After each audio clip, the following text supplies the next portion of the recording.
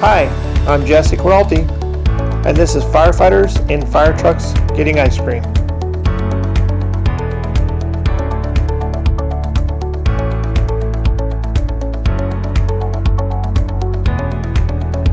Welcome back to part 2. We're hanging out with Pete Van Dorpe. He is currently the chief of Algonquin Lake in the Hills Fire Protection District and retired as the director of training for the Chicago Fire Department.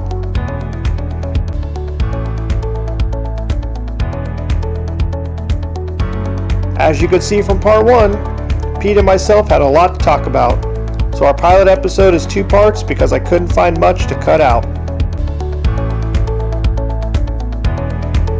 So we're finally going to make it to Iceberg Drive-In in St. George and continue our great conversation.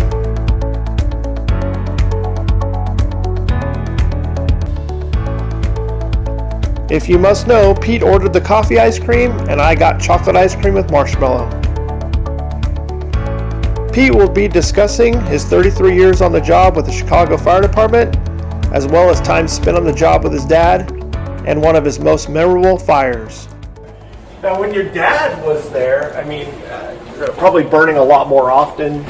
So that would be the glory years, right? Yeah. I mean, literally, they wrote 2 books on it, America Burning, and that was the 60s and 70s, right? Right. So you've got white flight out of the city, you've got civil unrest, you've got economic. I mean, I don't think there's too many people, unless you're my age or older, that really know what stagflation or real inflation is, and what that did to even the middle class economically. Right. Just devastated people's ability, their quality of life and their standard of living, and it especially hurt urban America.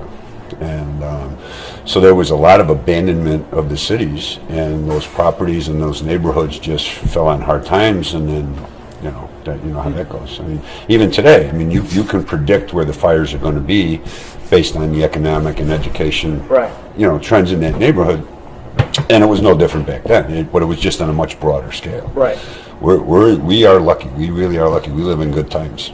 Well, and we're also still lucky because we both still got to see some fire. I mean, Yep. San Mateo County, we still burn pretty frequently. Oh, sure. But you have to, and being able to pass that knowledge on to those other places that don't get a lot of fire. Yeah. But and we're lucky that generation is still around, and they're not going to be around much longer. I mean, my dad's 86 years old, and he's one of the few left from that group. So we had better, if we're not busy recording and talking to them, and we need to get busy doing that. Right. Because there's a legacy that they left us that we don't want to lose. Yeah. Well, that's where we kind of got the idea for this program in the first place. Yeah. I was teaching in Nashville last year, and I was hanging out with my buddy Paul Strong. I don't know if you've met Paul before. So. He's from the state of Washington, and we were done with the week, and we're at the airport getting ready to fly back home. And I'm telling him, I'm like, that's it. Next conference, I'm bringing my camera, bringing a tripod, because I always get such great nuggets in the hallway or at meals with instructors, and it's all, like you said, stuff that can be lost. I ended up hanging out with Don Abbott, and right, yeah. So it's one of those guys you should always have a microphone with when you're. Oh, it's so amazing. And Red Helmet Training, we started as a tabletop simulation company. Nowhere near the scale of Abbottville, but we saw the value in using tabletop simulation and digital simulation. Because, like we talked about, those slide carousels, if you're not getting a lot of fire, well, how else are you going to try to embed that? You've got to do something to build that slide, we call it slide deck playlist now, is probably better. Right, or Facebook pages in your, but... Whatever. Yeah. We all understand what we're after, and it really does help. I have this really clear recollection of when I was a very young firefighter, our apparatus is at the shops, right, getting worked on, so we're sitting there with nothing to do, and I've got an ISTA book. I'm studying for my Firefighter 3, and we were like the first group of guys where they really pushed us. You got to get this Firefighter 3, okay? A couple of old salts come walking by, hey kid, put that book away. I never saw anybody put out a fire by throwing books at it. Right. And I get what he meant, right? But I wish I could find the man and say, oh yeah, I have. Because I have, right? Things that I've learned in books, and now things that you learn by watching video and all that, you really can apply on the fire ground. Right. If you wait for your experience to teach you your job, you're going to run out of career. We just don't go to enough fires. That might have worked in the 60s when those guys were really going to 2 or 3 fires every single day. Not most days, not, it ain't going to work for us. We're not going to go to enough fires, and we can't even go to enough training fires to really learn our job. We got to add to that. Right. It's not a substitute for it. It's the next best thing you have for that experience. So use it. Yeah. Well, and I get the opportunity to hang out with guys like you and John Mittendorf and Bernasini at the time, unfortunately, before he passed. But like I said, hanging out with Don Abbott, he's telling a story, and we actually were originally talking about the scale model he built of the Southwest Supermarket for the Brett Tarver incident, for the training for that. Because once you start getting on tabletop simulation, start talking about gluing the model together. Our ice cream's coming. Hold that thought. We don't want to delay. I told you to get the mini. All right, here's the mini, and there's the regular for you. Great. That's it? That's all? That's all there is? Yeah. But it's not a shake. The funny thing is, ice cream cone in a cup, for crying out loud. Don was talking. We're going to be a sloppy mess by the time this interview's over. Well, luckily there's plenty of napkins, and I got marshmallow cream on there to make it a little bit more sticky too. I skipped breakfast so I could enjoy this with you. But I guess Don built a scale model of the Pentagon and did a plane crash scenario years before 9/11. Yeah, and we know that they've done training like that for the National Fire Academy before and all that. So, but I was already amazed. Don's telling this story, and I'm like, that's crazy. And he goes, no, it gets better. So during 9/11, I'm at Ground Zero in New York as part of the incident management team. The FBI shows up at my house. They interview Bev, and then they come over and they pull me off the line at Ground Zero to interview me because apparently the co-pilot of the plane that hit the Pentagon was in the Air Force originally, retired from the Air Force, and he was in his class. And it's stuff like that I'm in the hallway and I'm telling Paul, I'm like, that's it. I got a couple conferences this year. I'm bringing a camera. I'm bringing a tripod, and get this information out there. And a couple hours later, I got 2 legs of a flight from Nashville back to California to think about this. And then I call him up and I go, hey, have you ever seen that Jerry Seinfeld show? And I said, what if we do firefighters in fire trucks getting ice cream? Okay.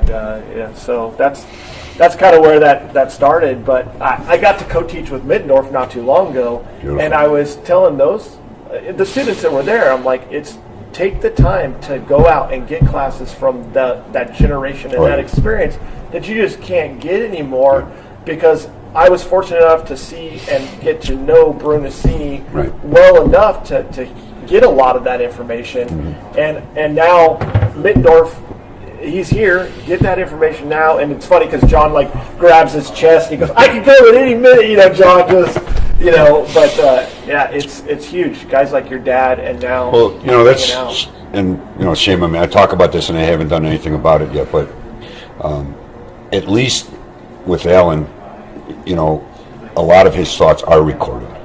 He wrote books, he presented, we had the benefit of him sharing his knowledge. But there's a lot of guys like my dad, and we all know, every fire department has these guys that were the true, really experienced guys, and we don't know their stories, right? We haven't recorded what, and we really should. We really should be capturing that oral history. Just get them in a room somewhere, put the iPhone down on the table, and start asking questions, and get them to tell stories. I mean, I know there's a bunch of retired guys that meet monthly or more often in the city of Chicago every year, every month, right? They still live in the city.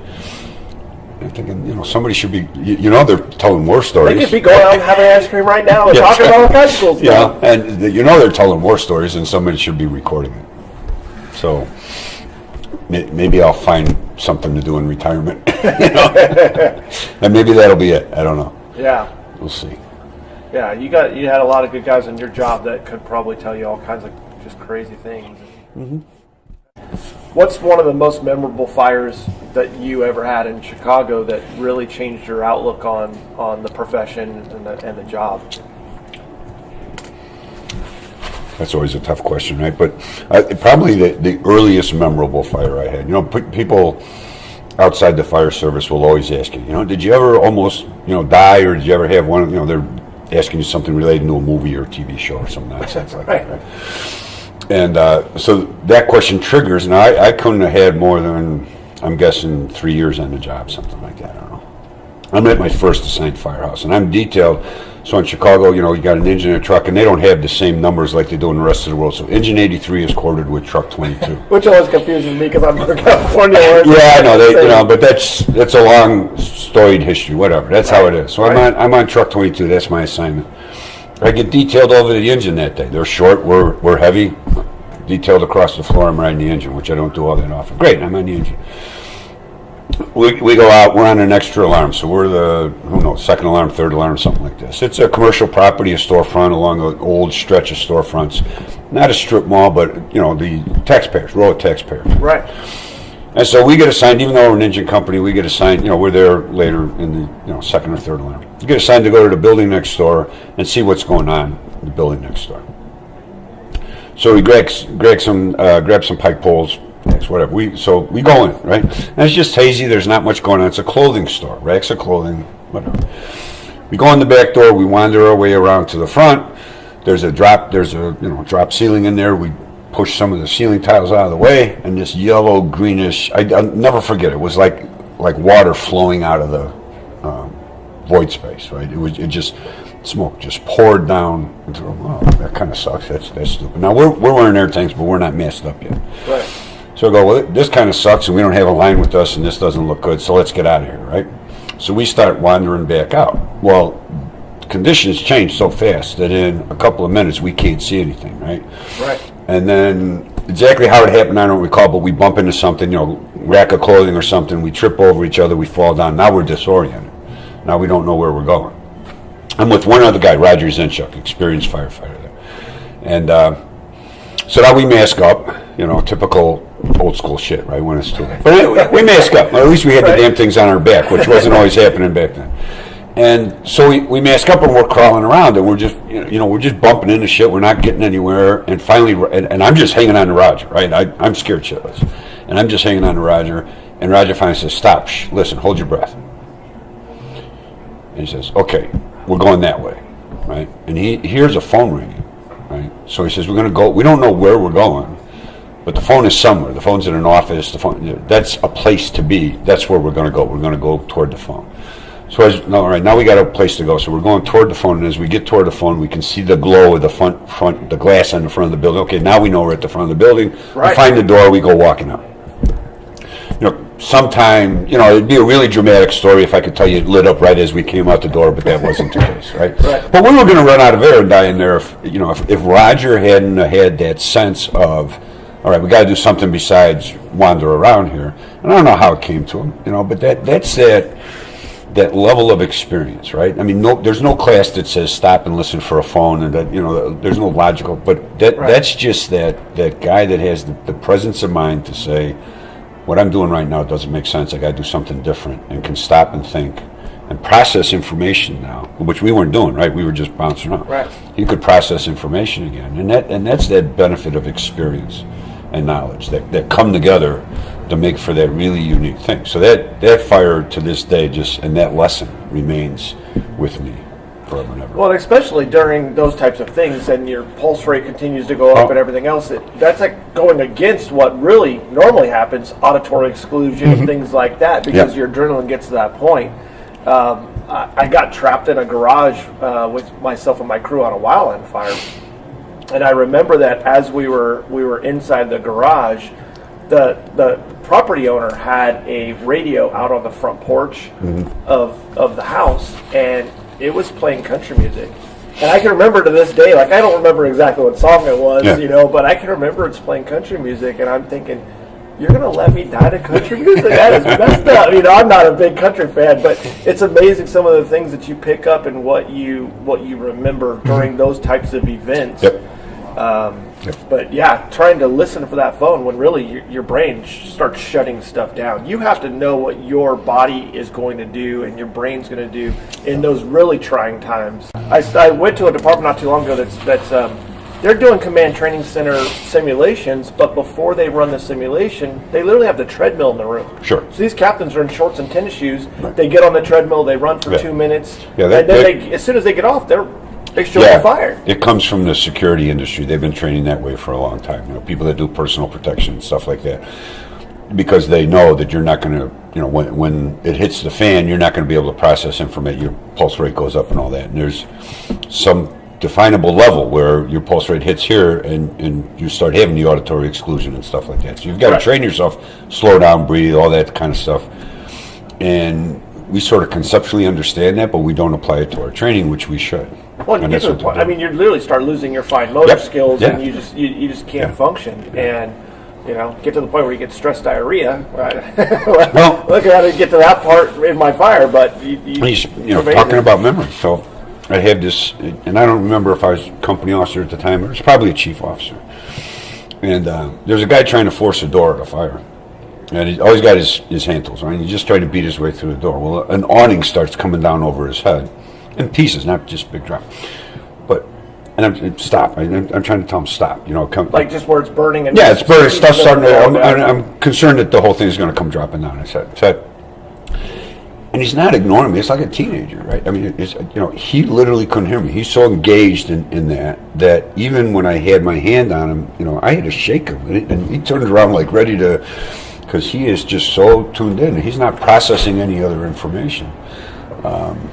And we're all at risk for that. That wasn't about him. That's about human beings and what can happen to human beings. So, when we say things like, well, they must have panicked or they must have... No, we got to be careful about that. Their physiology got in the way of their ability to process information.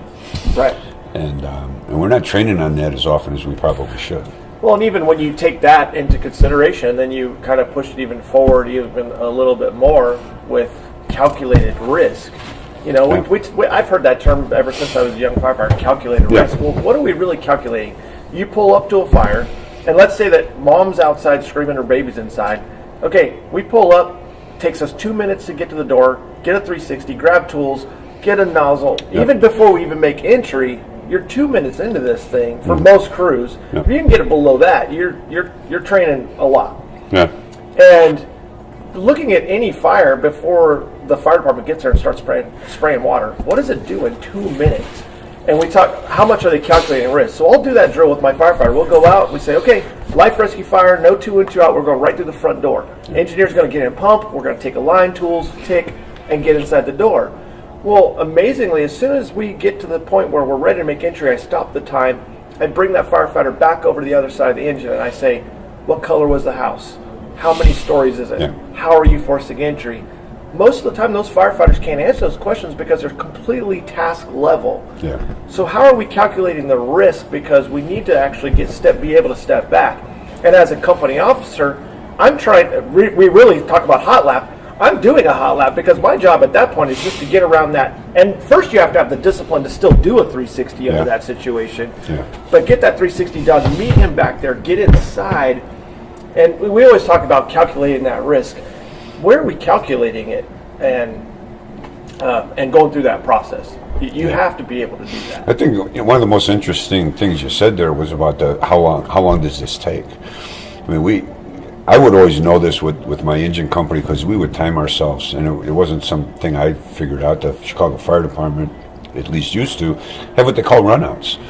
And there was a series of basic evolutions, and the bosses would come around once or twice a year and pick an evolution, and you had to do it, and they would time it. And a piece of that was, just about basic efficiency. A piece of it was you get a little competition amongst companies because we'd all want to know what the other companies did. Right. But mostly it was about developing an understanding of how long this takes. And I learned that important lesson. If you ask most, and I'll ask this in my class all the time. So, what's your standard lead out? What you go to most often? I say, okay, how long does it take you to execute that? Oh, well, no, you should be able to tell me. Oh, the last time we did it was 1:32 seconds. You should really be able to tell me. That's critically important information. You're going to have a very different fire 2 minutes from now than when you started, right? And you want to be conscious of that. There's nothing you can do about it. You want to be conscious of that because when you are, then at the end of that evolution, you automatically or the goal is you automatically take another look and go, okay, has it changed as much as I thought it might? Okay, now let's keep going. But you're diverting back to the windshield survey that you had at the beginning when you pulled up. Right. Yeah. So I find that very valuable to know how long it takes your company, particularly for an engine company, to execute that basic evolution. And then tie that into your decision-making process and your risk analysis and all that kind of stuff. You know, it's funny, we talk about, that calculated risk, and you were talking about your firefighter actually doing that forcible entry. We were on a double-wide drug lab the other day. And it's defensive. We're going defensive completely. And I have a firefighter out there with a rotary saw. And they're cutting the metal siding open to open it up and get some more water in there. And it's pretty funny. This firefighter is he's not wearing his goggles. So I kind of get up in his field of vision and give him the universal sign for throw some goggles on and amazingly, this firefighter, the eyeballs that I'm trying to protect. He rolls them at me first, like my teenager. I just want to smack him. And, so he rolls his eyes, puts the rotary saw down, fumbles with his goggles and puts his goggles on and goes back to work. And eventually it's like, okay, yeah, I solved the problem right there, but it's amazing as you continue to go through this career, we get to that point where, look, what's the risk that we're taking? And it's just not worth it. So this firefighter's in rehab and I walk up behind him and I just come up and I put my arm around him and I said, I love you, right? It's like, yeah. And I said, and your wife loves you and your kids love you and I'd hate for you to do something, get a small little piece of metal in your eye over nothing. We're not, this fire doesn't need to get out right now. We're done. Exactly. And but you got to figure out ways to get to that buy-in of what we're doing, not just because Policy 526 says you should wear your goggles. It's about, well, why do we do certain things and how do we do it? And bringing the family in is really important part of the discussion. I'll ask guys toward the end of a class all the time, ask the officers to self-identify. Ask them how many people are you responsible for, and they'll almost inevitably, say whatever their crew size is. Right. 3, 4, 5. And I say, are any of them married? Do they have children? Do they have parents? How many people are you responsible for, right? When you make a decision or when you choose to take, it's not just about you and your crew. It's kind of easy to get that, and it's a wonderful thing. This is us, and we're good, and we know that, and it's all. There's people outside this that are impacted by this as well, and they'll be impacted by forever, So, make that part of your decision-making process, right? It's not. I'm not just asking you to do it for yourself. I'm asking you to do it for your wife and your kids and your parents. Yeah, for sure. And with that risk, we sometimes forget that it is a risky job. You're never going to take away all the risk, obviously. But one of the things I always talk about in classes is we just discard it or we try to push it off to the side. And I said, if I had to every morning when I go on shift, and maybe this is a change since the portion of me being trapped in the garage and almost losing my life. And the worst part about that is during this happening, this was a pretty local fire, a wildland fire close to home for my fire department. Our administrative assistant was listening to this go down on the radio along with the other crew at my station. Yeah. And she was good friends with my wife. So she picked up the phone and called my wife, and she says, Jesse's trapped in a garage on that fire. But literally, and on that fire, we all went through CISD and all that. But unfortunately, this was before we didn't think about. Katie's got to go through CISD. Sure. We weren't doing a very good job of that. We all, and even when we went to CISD, we're like, oh, we got to go to CISD. But we weren't really doing a great job. But I tell everybody, if I had to every morning when I go on shift, wake up Katie, wake up the kids, and say, hey. Just make sure you're aware, I might not come home tomorrow.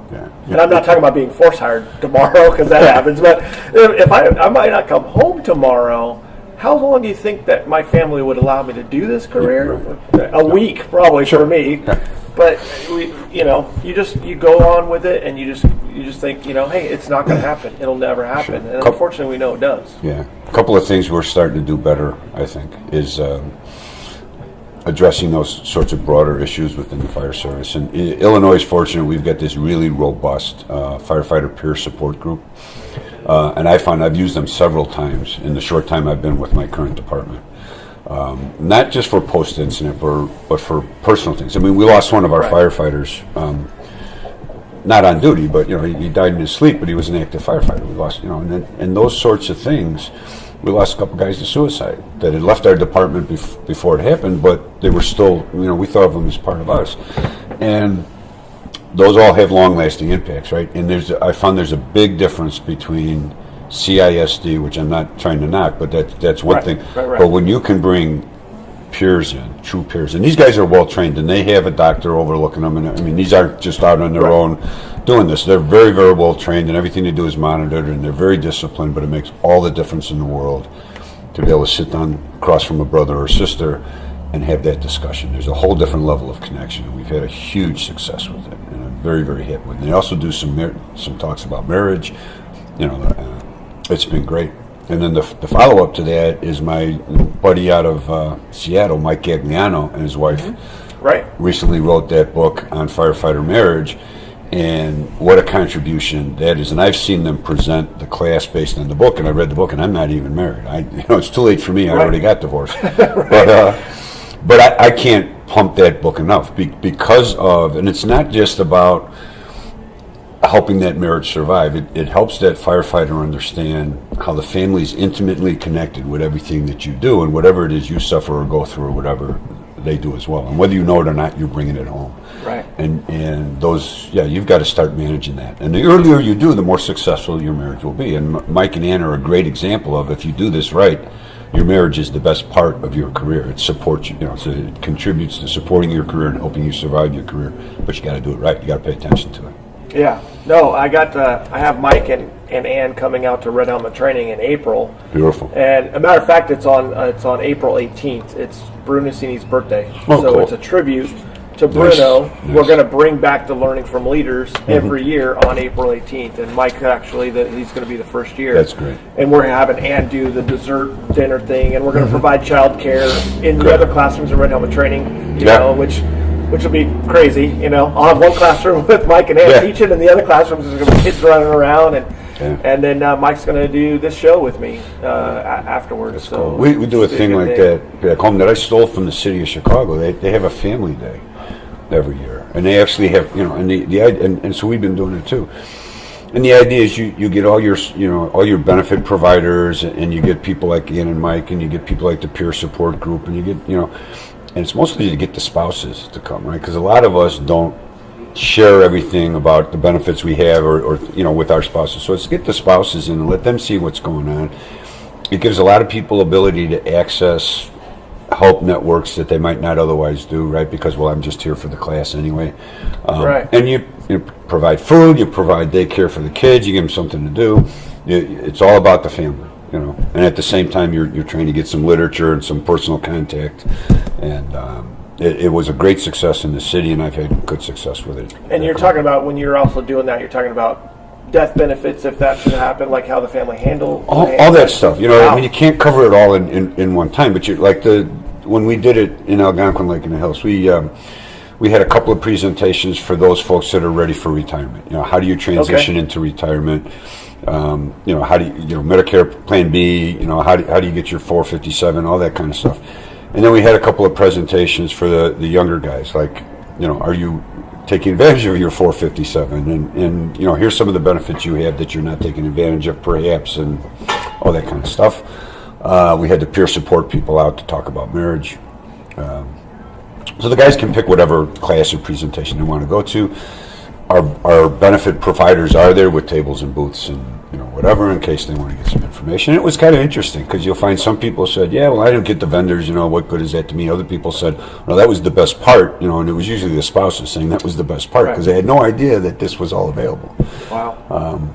And on top of all that is that the way our lives are today, how often do we get together as this second family we always talk about? How often do we get together as a family and do something together? And that's the bigger part of it. We break bread together, kids have fun together.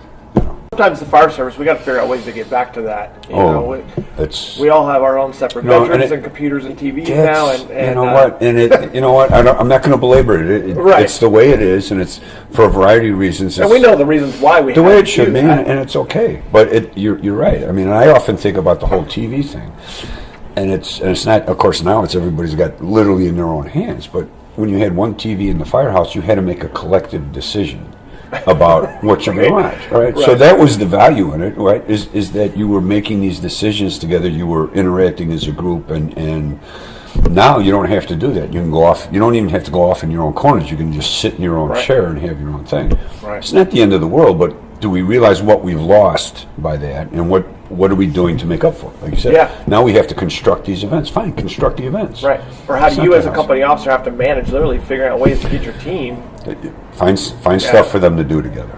Right. It's really important. One of my lieutenants came to me, and he had participated as an evaluator in a neighboring department's lieutenant promotion process, right? And we were talking about that, and one of the things, he just brought up as an aside is, hey, they got this really nice museum in their firehouse, this little corner of the firehouse. It's their museum, and everybody that was ever on the job, and they had this, that, and the other thing. He said, when they built our main station, they put a plaque up with all the guys that had come, but it hasn't been updated in 10 or 15 years. Right. We have a bunch of bowling trophies from the 1940s, but we really don't have anything about our history. He says, can we do something about that? I said, have at it, brother. Let's go, right? But it's wonderful that a young lieutenant on the job is thinking about those sorts of things and wants to put that kind of stuff together. I mean, his dad, his uncle were on our job. They basically built our fire department. And, if we don't manufacture some of that, we'll lose it. We can't just assume that these things are going to continue on, right? It's the great tradition. Well, it's a great tradition because somebody cared for it, somebody nurtured it, somebody made a point to.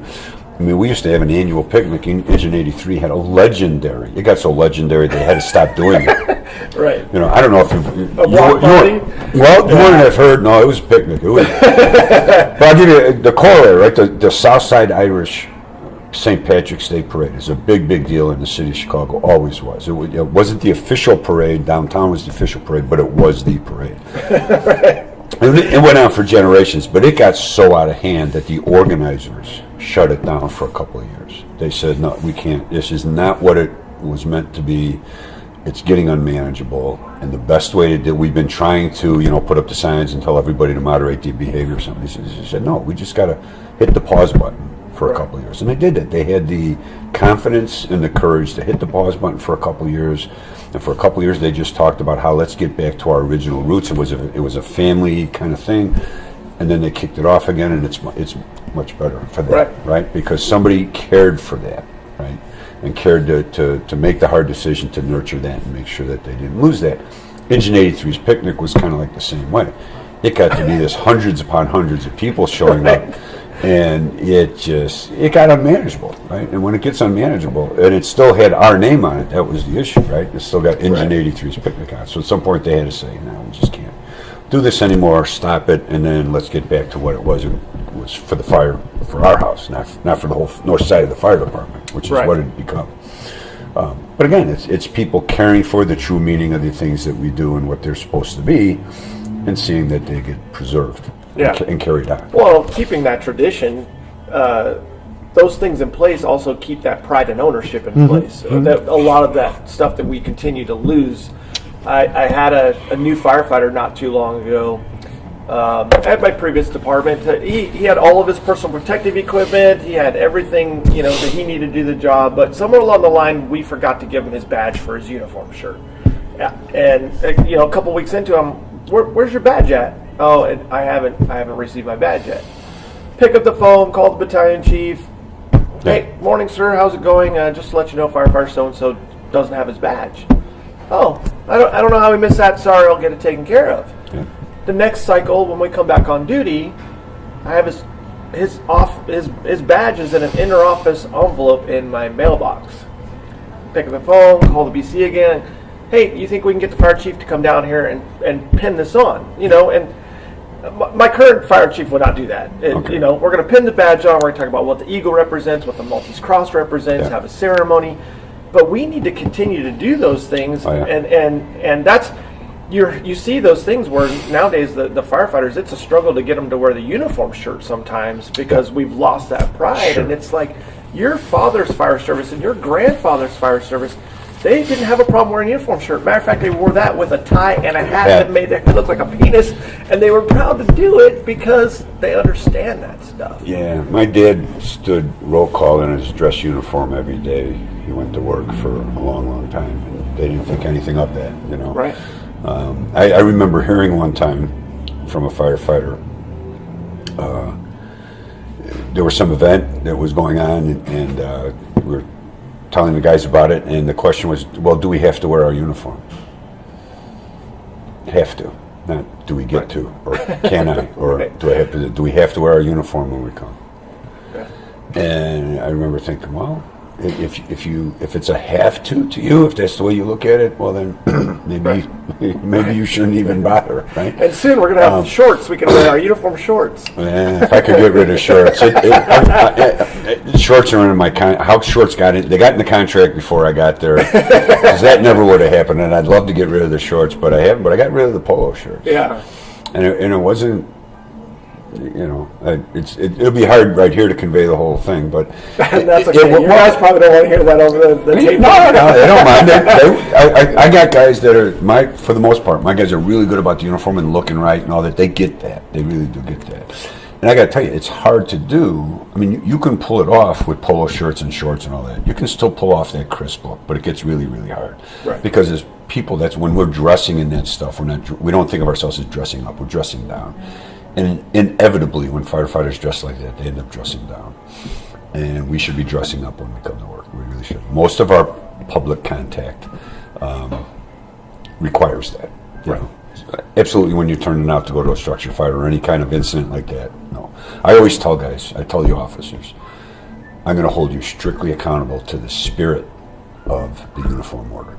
Right? I'm not going to go looking around at every little badge and button, right? You know. But if the guy looks like he's in uniform, you're good to go. If the guy looks like a bum, I don't care if he's technically correct. I'm going to be down your throat. What's the spirit of, you know what the spirit of the uniform order is. You know what that's supposed to look like. Make sure they look like that. Everything will be fine. Yeah. That's awesome.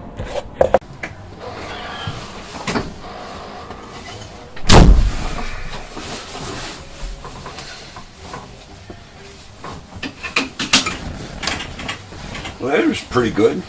Oh, for sure. Breakfast of ice cream. Okay.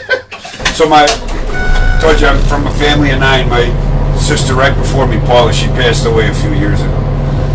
But she used to always say, get your daily dose of ice cream. You know, she would treat her kids. You got to have your minimum daily requirement of ice cream. Right. So we did. In fact, I think I had my yearly requirement of ice cream.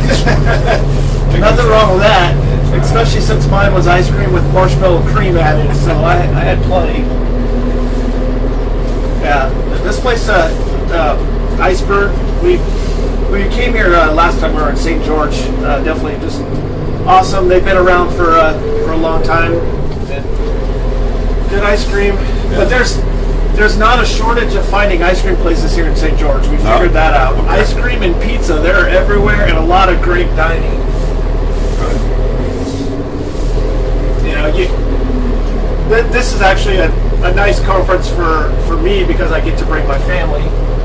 It's close, a 5-hour drive from SoCal, and as much as I can, I try to bring the family with me to the conferences. They go with me to Reno and Tahoe. But you know, you go to a lot of these conferences and you sit in the hotel and you hermit out. I mean, I catch up on emails. Yeah. This is definitely one that's very enjoyable. This is a nice time. It's a beautiful place to visit. You're right. Sometimes there's nothing wrong with the town, but it's with the time you have, it's just. Yeah. By the time you're done teaching, it's amazing how exhausting it is. I have no idea. Those full 2 days that we just did. No idea how a school teacher does it. Oh. Because I am just absolutely gassed, especially like you said at the end of 2 days. Right. I don't want to do anything but lie still, maybe read a book, and yeah. Which it's weird because at Red Helmet Training, I'll teach a week-long program of a class, but for some reason, just the conference thing, it is a little different. I mean, you're trying to cram in a lot of material in a short period of time, so you're really intense, you're moving really fast. Right. Yeah. It's a little bit more intense. sometimes than it would be back home when you're doing a standard curriculum, I think. Yeah. Well, that, you know, when we talk about you know, getting to take the family with me to conferences, it was really cool this last year. My son Riley, he's 13, and he's taught with me at conferences before, especially with the tabletop simulator. Yeah. When I bring out all the toys, you know, at HO scale model railroad land. Sorry, training aids, not toys. Yes, correct. Training aids. You know, but Riley will really, he'll run fires on that tabletop simulator, which is really awesome to watch. But I got to take, I was able to take Riley with me to South Carolina last year. And it was in Columbia, where the conference was, but we spent a day down in Charleston. And I took Riley to the site of the 9. And very, very humbling experience out there. I was down there a couple of years ago myself. I was on vacation, and we made some time to go down there. Right.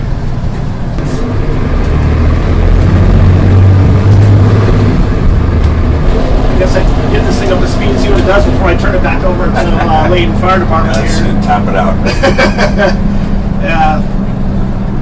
Unbelievably, with the rest of this program, over the year, I have all these antique fire engines lined up, and for this one, you know, Kevin Ward over at Layton Fire for Utah, I got a fire engine you can use. Who knew it was going to be his brand new engine? Brand new. Show floor. Not even touched yet by. I'm the first one, you know, driving it before one of their crew members are. It's pretty amazing.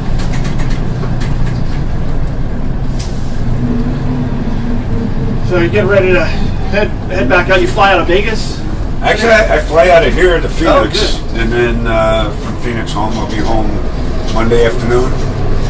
And yeah, it's been cold and snowing. It's supposed to get like another 10 inches today, between today and tomorrow. And then the temperatures are going to drop where the highs will be minus something. Right. So it's been pretty brutal in the Midwest for the last week or so. And since I left on Saturday.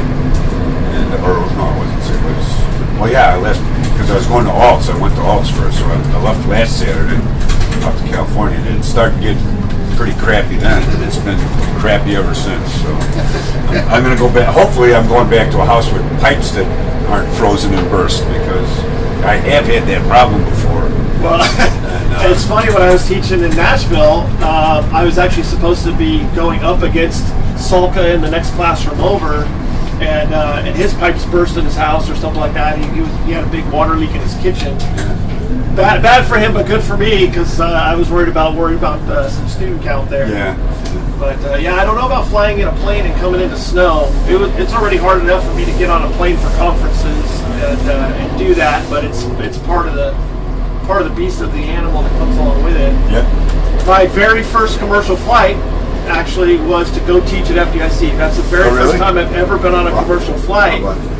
And it's funny, because at that conference I was teaching the Sawtooth fire where I got trapped in the garage, that presentation, and a lot of that presentation is based on crew resource management, which is all about plane crashes. So my buddy goes, let me get this straight. This is the first time you've been on a plane? I'm like, yeah, I've seen La Bamba. I get it, you know. And he goes, I don't know if you really want to do this. Too late now. Oh yeah, but what are you going to do? You know, FDIC calls you up and says, "Hey, let's have you present." I got over my fear of flying really quickly, and now I've been doing it for the last couple of years ever since. Cool. Well, Pete, it's been great hanging out with you, buddy. Pleasure, man. Thanks for the ice cream. We'll see you. Appreciate it. I'm sure we'll see Breakfast you again on the road. All right, man. Very good. Good luck out there. Take good care of Stay yourself. warm. FDIC at the latest, right? I think that's the next time we see each other. All right, very good. All right. Stay safe. Thanks, Pete. We'll see you. If I can make the door work. That's the handle.